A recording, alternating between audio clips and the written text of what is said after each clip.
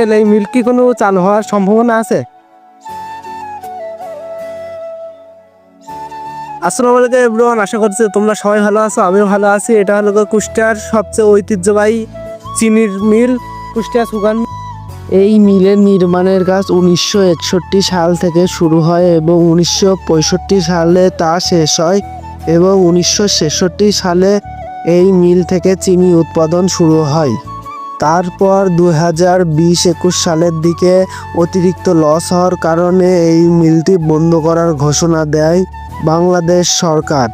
এই মিল কি কোনো চালু হওয়ার সম্ভাবনা আছে? চালু হওয়ার সম্ভাবনা দুই দিকেই আছে, নাও আছে আবার হতেও পারে। কারণ ভবিষ্যতে কি এটা চালু হতে পারে? এটা সরকার কয়টা মিলতেই চালু করবে বন্ধকৃত, তার মধ্যে আমরাও আছি চালু করবে। হ্যাঁ, আমরা চেষ্টায় আছি যে চালু আর করা। আমরা চেষ্টায় আছি, যে বিভিন্ন পোস্টারে হ্যান্ডবিলে ব্যানারে দেখা যাচ্ছে।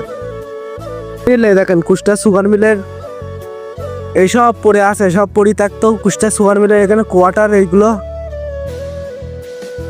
অনেকদিন পরে এই মিলটি দেখতে আমরা আমার বন্ধুদের সাথে সবার সাথে এই মিলটি ঘুরে দেখতে এসেছিলাম। আর আজকের ভিডিও এই পর্যন্ত, কি সবাই লাইক কমেন্ট শেয়ার করবেন এবং চ্যানেলে নতুন থাকলে সাবস্ক্রাইব করবেন।